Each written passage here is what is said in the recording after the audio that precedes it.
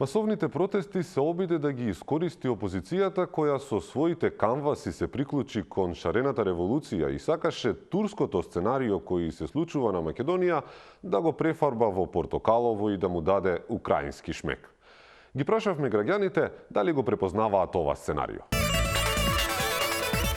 Не знам какво мислење треба да има за украинско сценарио. Украински не. Само турски серии. Нема мислење. Комарци има многу. Сум чула, да, повеќе пат.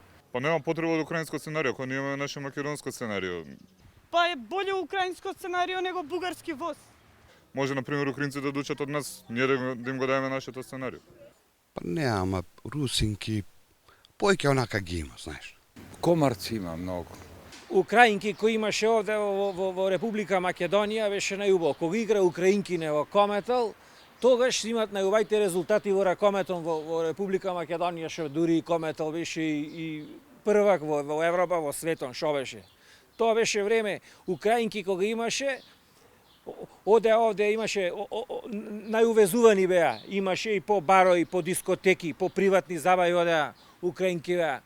Тоа беше живот, што ти речам, и Велешта и други места.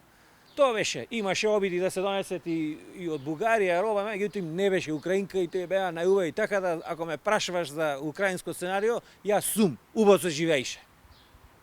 Фала многу. Молим.